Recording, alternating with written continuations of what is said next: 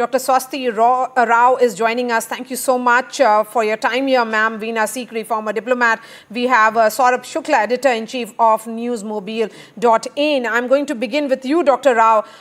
Of course, you know, the fact that it was India's tenure for Quad, but Prime Minister Modi extending that special gesture, understanding fully well that President Joe Biden's tenure is coming to an end, and then that gesture that comes, which is making headline of the question that was asked by a reporter in Wilmington, that what is the future of Quad beyond November? Well, a very good morning to you out there. And yes, I think this is a gesture from India's side to acknowledge the fact that President Biden is going to be stepping down. And this is a kind of a farewell gesture to have it right there in Delaware and, to give a personal touch to, to the entire event as President Biden would step down. But as far as Quad being here to stay, I think it's very, very clear. Quad has defied expectations in every which way. And, you see that there has been intent. There has been this geopolitical moment that the parties have been able to encash. There is obviously a question of the hugest diaspora that India has anywhere else in the world. There's also strategic convergence and growing strategic convergence. You also see that this is backed by a lot of substantive engagement. There have been initiatives. There has been momentum. The four leaders, regardless of who's in power, have been pushing for it. And what we need now is basically consolidation and sustaining commitments, right? So I think in many ways, this particular Quad summit was all about also taking stock of how far the four leaders have come, especially and not just the four leaders, but also bilaterally between Prime Minister Modi and President Biden. So how have we come so far? What do we do to take it to the next level?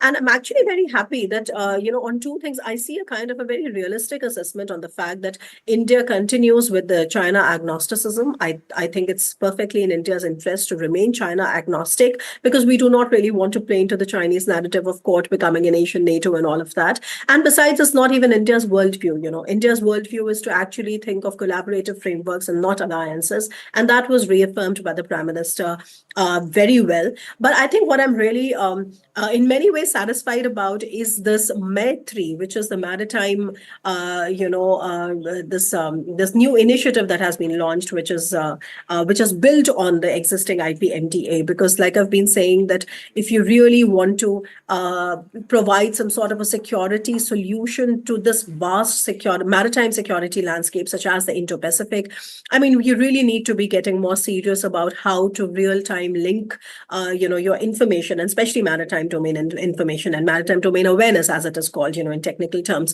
So they did come up with an IPMTA in 2022, and then in 2 years now they have come up. Now they're scaling it up, and now they have new programs through which they will enable the partners in the region to basically maximize tools which were already provided by IPMTA to monitor and enforce their laws. And I think this is something which is going to have strategic implications as well, because as you see, most of this discussion has been around illegal fishing. And that there is this one country that we're calling out against. Not just that, I think this is also in many ways taking this very crucial thing forward, which is about having this Quad Ship Observer Mission 2025, this launch. And next year, when India hosts the Quad Summit in Delhi, we would probably see building on this. And apart from this, of course, I mean, if you look at the joint statement, which is now released, and I was reading the joint statement as we began discussing, today, I think it's a very comprehensive joint statement, right from, the cancer moonshot to investments to humanitarian assistance and disaster relief. I mean, you will see that the Quad has touched upon every single aspect. However, I'm of the opinion that if it really has to flourish as a security architecture, even though a hybrid security architecture, not really a military security architecture, that I think India is very clear on, I think we need really to get our act together for real-time linking on information portals around MDA, etc. So Yes. I would say that I think I see a commitment to take this conversation forward, and obviously this is fueled. I mean, there's no way not to acknowledge that this is getting fueled by this wonderful momentum that India-US bilateral relationship is showing, which is of course complementing everything that you're seeing in the Quad. Yes, It's back to you. absolutely. Saurav Shukla, coming to you now, because we are looking at deliverables, and it talks about certainly that India will provide $7.5 million worth HPV sampling kits, detection kits. Then it talks about commitment from Serum Institute in terms of Gavi and the Quad to support orders of 40 million HPV vaccine.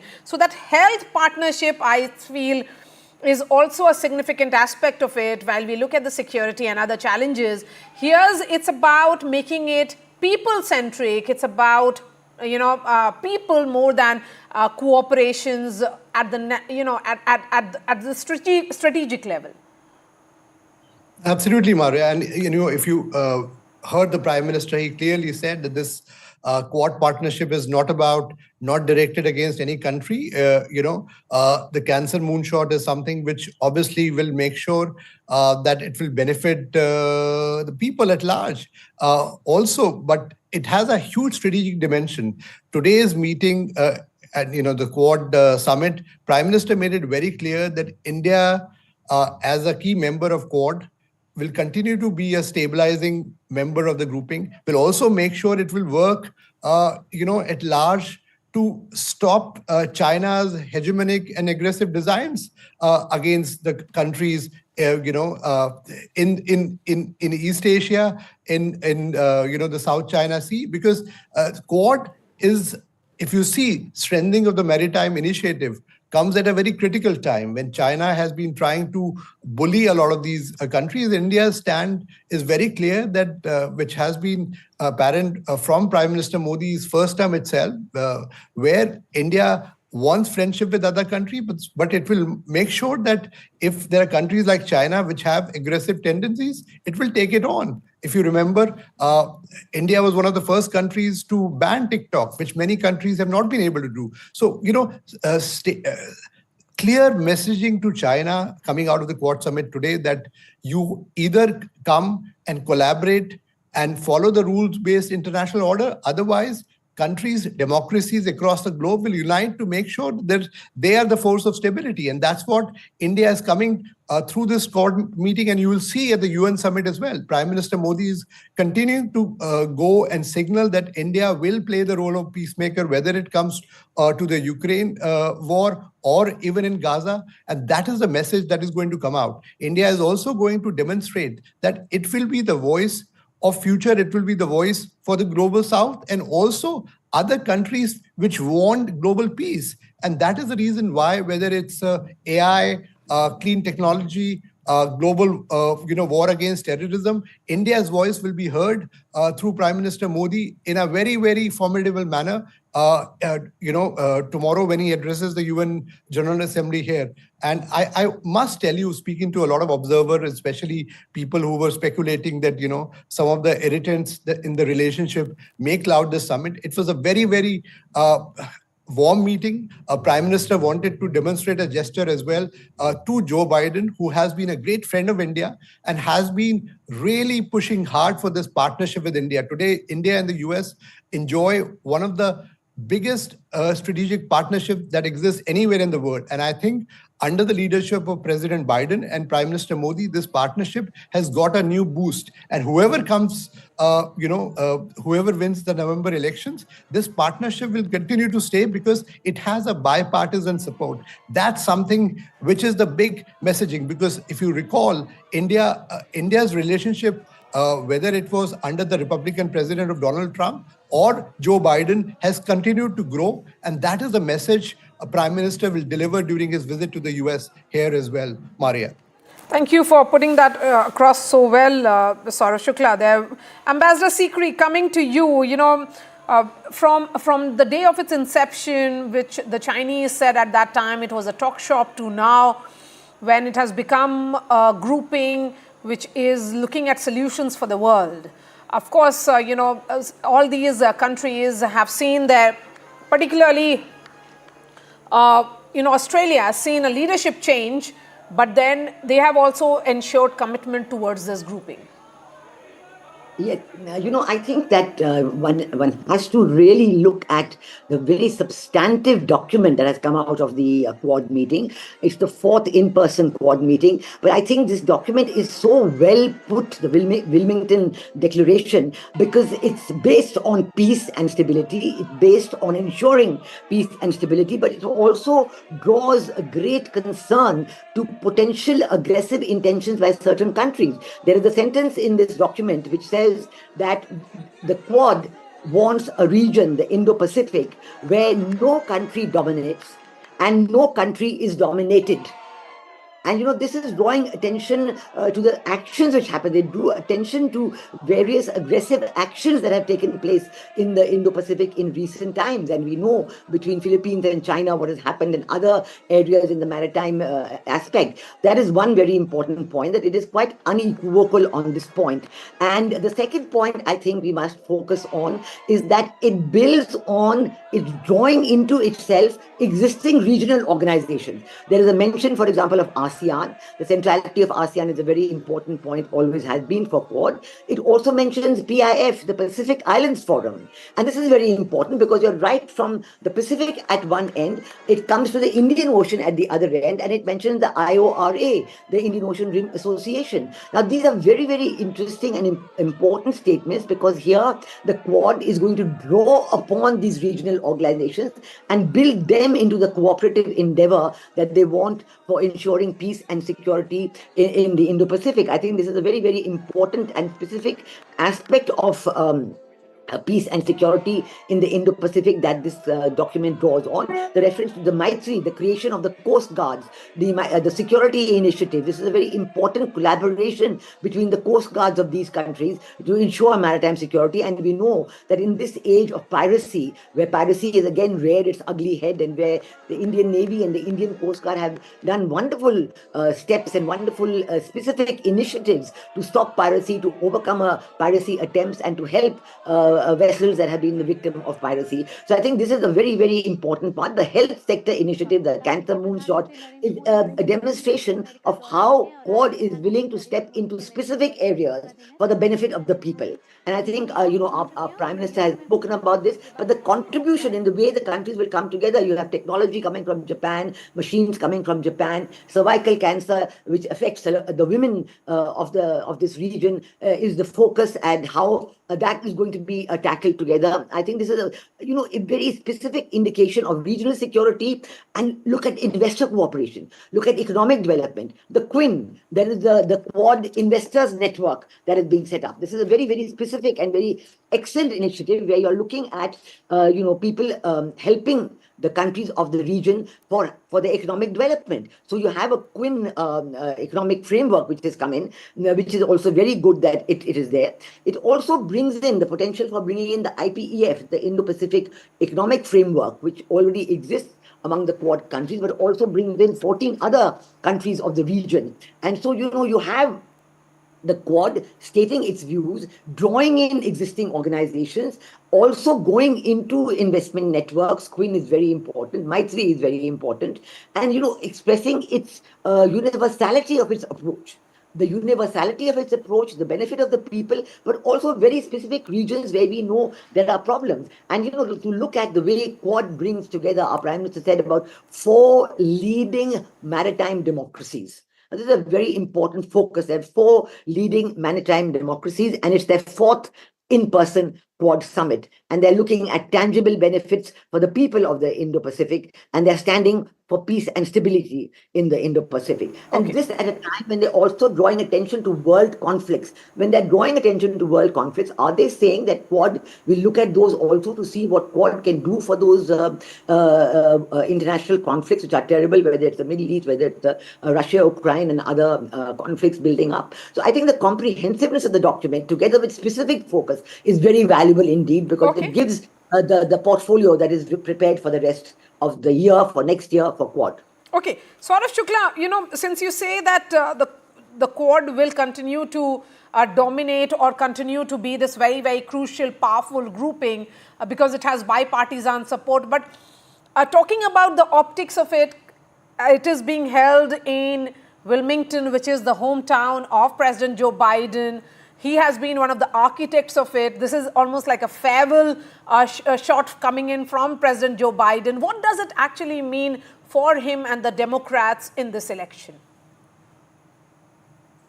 Well, one was to clearly demonstrate that people who matter, world leaders are engaging with him. He's not a lame duck president. That's the reason why they wanted to, they organized the summit in Wilmington because obviously that's his hometown. He spends a lot of time here in the state of Delaware, not too far away from Washington, D.C. But it was a gesture, which was, and I can tell you when the summit was being planned, India was one of the first countries to say and send their confirmation to say that because, this is Prime Minister's way to thank Joe Biden. And he did that during their meeting today as well, because he realizes the political capital that Joe Biden really invested on this India partnership was enormous. I know I covered extensively Prime Minister's visit, a landmark visit to the US, and the way President Joe Biden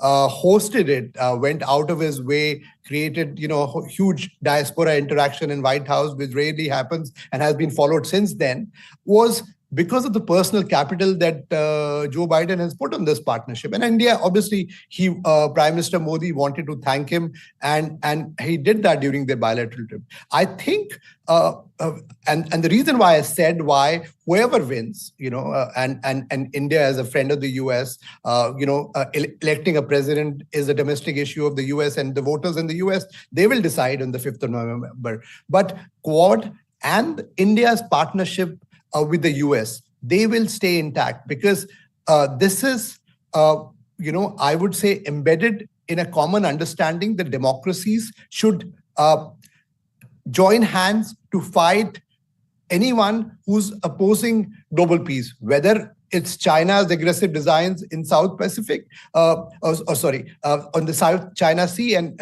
East Asia, or elsewhere. Even if you see from Quad, there is a clear message to Russia as well that you cannot resort to nuclear blackmail. Prime Minister Modi has been one of the only world leaders who has met both Russian President Vladimir Putin and Zelensky of Ukraine. And there is an expectation from the Prime Minister by many world leaders whom he will meet at the UNGA that India can play the role of a peacemaker. If that happens, that will be a big boost for India's global diplomacy because India has become a voice of not only global South, but the voice of those countries which were unheard, whether the countries of, South Pacific Islands. They are the ones, today they are saying that India is a leader in the global arena, which can actually bring about peace and also stability. So that's a very important thing, especially in the Prime Minister, if you recall, said that today is not the time of war. Why was this message resonating with most of the countries? Because they realize that here is a country which does diplomacy on its own term, decides to put its self-interest in front of itself when it conducts diplomacy, but it also makes sure that it will go ahead and carry on and engage the entire global community. And that's what is the message which is coming from the Prime Minister during his US trip, Maria. Continue to stay with us and let's listen into what Vishnu Shom had to say about the big takeaways. There were bilaterals that were held on the sidelines as well in Wilmington. I do believe that in terms of this visit, it's the bilateral with the United States which has achieved a great deal more than Quad. Quad at one level is a talk shop, and while they were more direct in their reference to China this time, it is truly amazing what this landmark bilateral agreement, the joint statement with the United States is. So let me just quickly go through point by point what the bilateral statement actually refers to. It refers to a speedy transfer of jet engines to the Indian Air Force to India. That's been a delay in the US, which is why the delivery of Tejas fighters has been delayed. It makes reference to the Predator drone deal, which is on the verge of being finalized. That finds mention as well. The fabrication of semiconductors in India through a new fab. that's mentioned.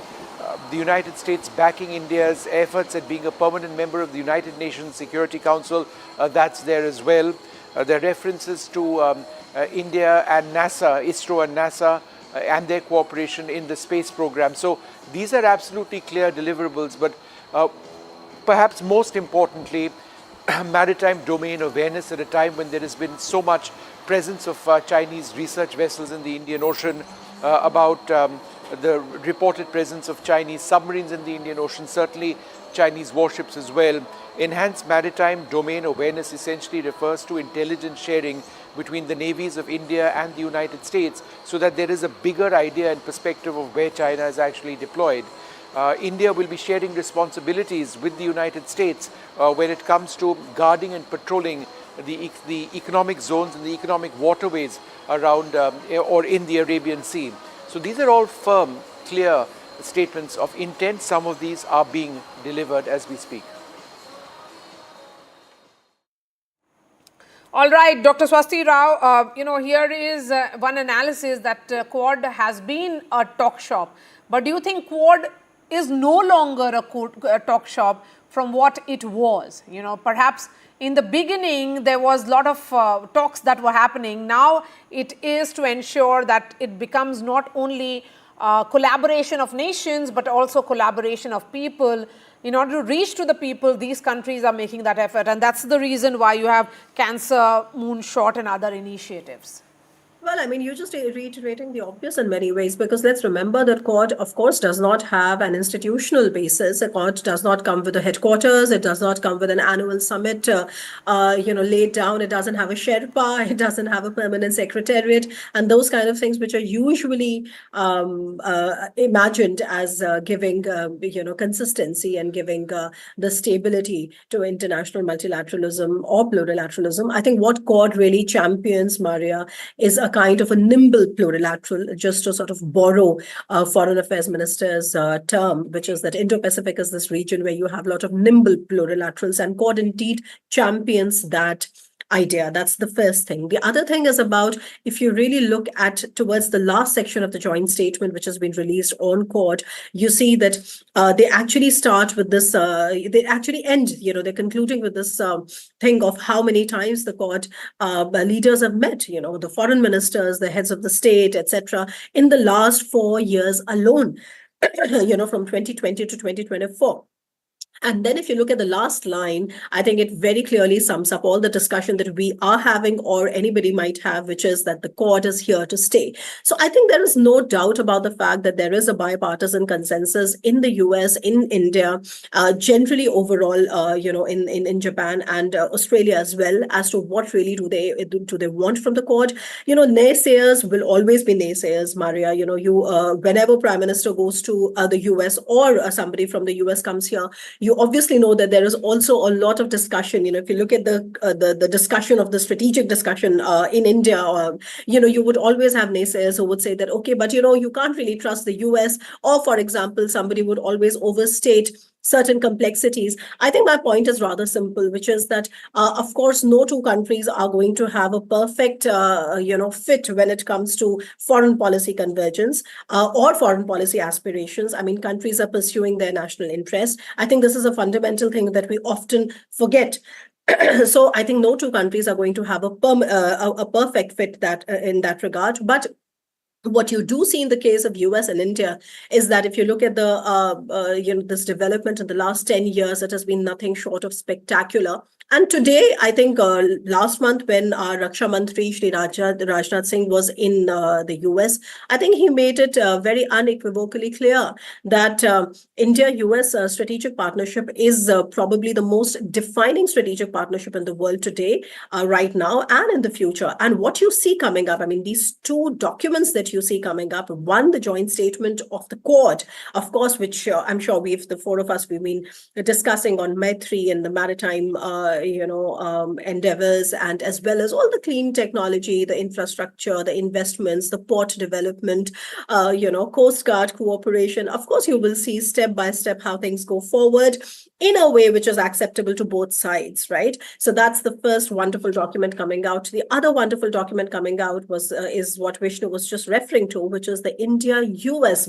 Comprehensive Partnership Joint Statement, where you see that they have just left no stone unturned, whether it's defense, whether it's technology. And the important thing to understand about India's defense relations with the US, which is a new age defense relation, is that it is complemented very, very strongly by a perfect convergence on emerging and critical technology. So this technological component that you see in the defense relationship that India-US have truly make it, one of its kind. I think if I speak about Europeans, perhaps the only relationship that we are closest to in this regard would be with France, with whom we have a defense industry roadmap that discusses on these things, and also we have a 2019 understanding on technological cooperation, which was ratified in 2023. But if you carefully see, we still do not have any such thing with any other of our defense partners. So the idea is very simple, which is that naysayers will be naysayers, but it is absolutely strategically logical to understand that today an empowered India in the Indo-Pacific is in the interest of the US and the larger West. And all these overtures that you see from the US side, whether it's defense, technology, Quad, or even economic investments and opportunities, all of these are actually springing from that one strategic logic. Okay. Probably, the last thing is that regardless of who comes to White House again, of course, we will have to fine tune our own strategic communication as to who is the next US president. If it is Kamala Harris administration, we would have to fine tune it accordingly. There would not be too much difference, of course. But if there is Donald Trump coming back, perhaps there would be more changes that we would have to be ready for, because I think a lot of people are talking about and should be talking about the fact that yes, Donald Trump remains to be this protectionist and a very transactionalist kind of a figure in US politics. And also, I think this would have a bearing on what kind of a role do we play in the Ukraine war. I'm happy Saurabh, I think, mentioned it, because the Quad Summit also mentions it. The Quad Joint Statement also mentions it, Maria, because I think a lot of people do not realize that Donald Trump is not going to come and just end the war. I think if you really get into the nitty-gritty of the conversations between say the Republicans and the Europeans and the Ukrainians out there, and also the MAGA group,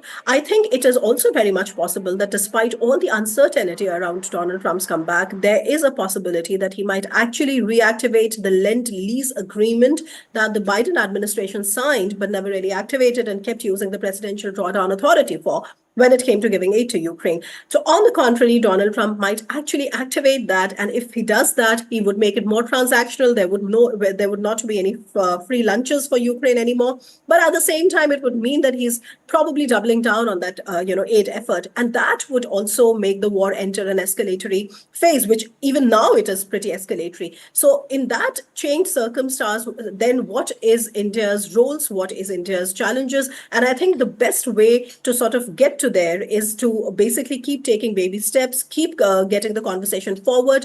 And like I said, that Prime Minister Modi and India have worked tirelessly to actually establish itself at the center of this global war, which is that having credibility with both sides to speak to. Yes. So I think all these things are going to have a bearing on where we are going. But what I'm very, very confident about is that the Quad is here to stay, no matter who is in the White House or in other houses in the world. A word now from Ambassador Sikri. Ambassador Sikri, you heard, of course, from other analysts, your final thoughts as Prime Minister Modi continues his US trip.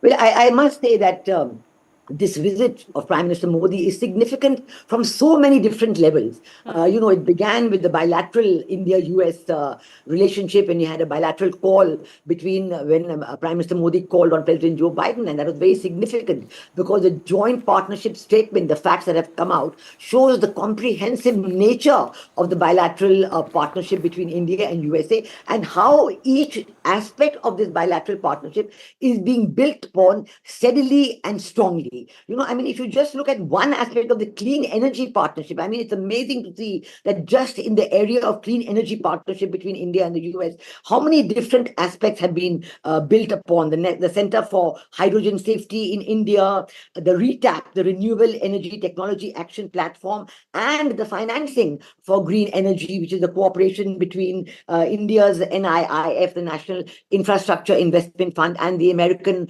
IDFC, Investment Development Finance Corporation. So I think the detailed aspects of the India-US partnership have come out in this very valuable bilateral between our two leaders. But then it went immediately into the regional, the quadrilateral forum of Quad, where you had the four leaders meeting in their fourth in-person summit, but also adopting this very dynamic and forward-looking document. I mean, we saw the question which was given to President Joe Biden about the future of Quad and how he put his arm around Prime Minister Modi's shoulder while answering that question, which shows the continuing strength of the partnership between India and USA within the context of Quad as well. And again, Quad was such a detailed Wilmington Declaration, which comprehensively laid out the peace and security, the dangers to peace and security, and also the other aspects of the partnership in so many different areas. But building on Quad and the bilateral India-US relationship, Prime Minister Modi is going into the multilateral, the global aspect through the Summit of the Future.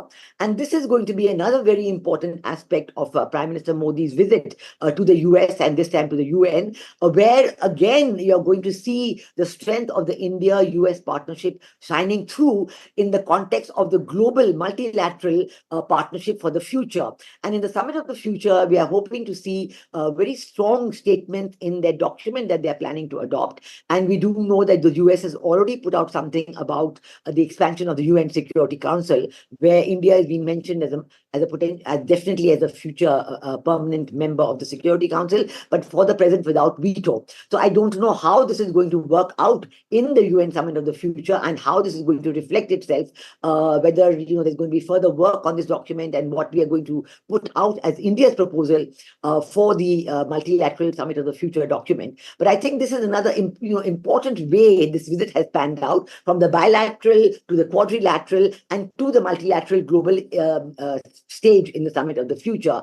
And within all of this, you're going to see Prime Minister Modi's interaction with a very vibrant, very dynamic Indian diaspora in the US, where you're going to see in the Colosseum today on Long Island, the Prime Minister addressing this audience, which is an audience of Indian diaspora doing so well in the American context, where they have a tremendous growth, not only in the question of education, how they're doing. It's the strongest economic community within the US. The Jewish community and the Indian community in the US are the most well-off and most dynamic and forward-looking. So I think this interaction in 3 days, in just the short span of 3 days, our Prime Minister has put on display these 3 or 4 dimensions of our foreign policy and foreign relations and strategic economic development and defense development as well. All right, Ambassador Sikri, thank you. I appreciate your time here on NDTV for telling us the big takeaways of the Quad Summit and, of course, the bilaterals which have already taken place.